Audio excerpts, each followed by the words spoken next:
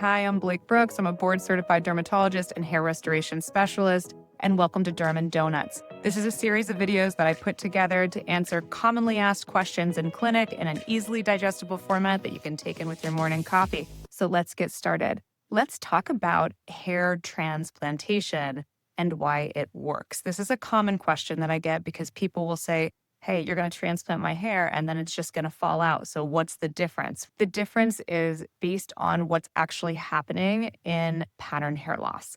So many of the patients who come in to see me for consultation for hair transplantation, what they're coming in for is pattern hair loss. And that's if you think about somebody walking down the street who has thinning kind of right in this area, and maybe they're retaining that band back here.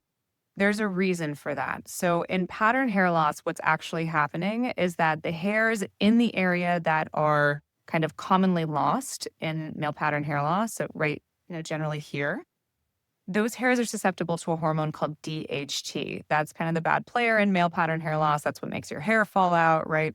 But the hairs back here in that band along the back that you often see almost always retained in people who have male pattern hair loss, that band back there, the hairs are not susceptible or vulnerable to DHT. It doesn't matter if the DHT is there, right? They're still going to grow.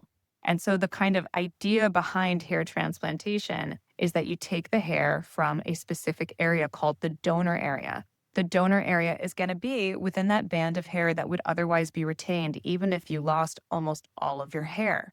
And you move those hairs up here or to wherever it is that you're looking for more coverage.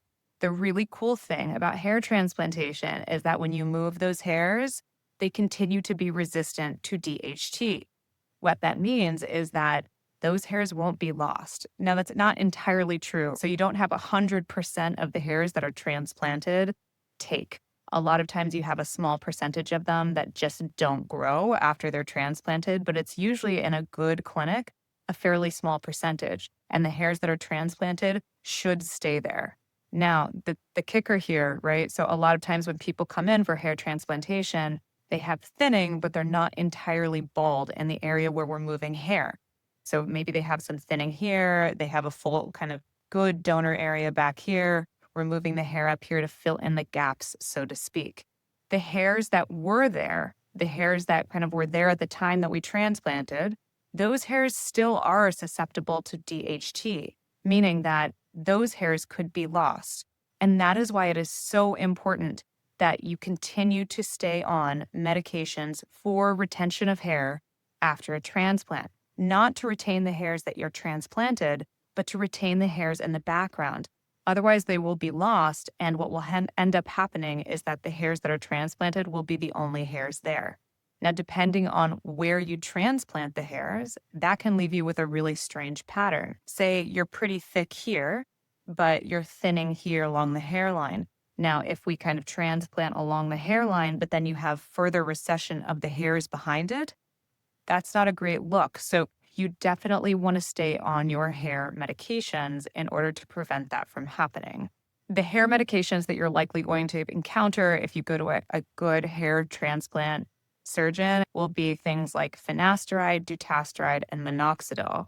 Finasteride and dutasteride are DHT blockers, so they're going to block everything at kind of the root cause and keep those hairs there for you as best as possible.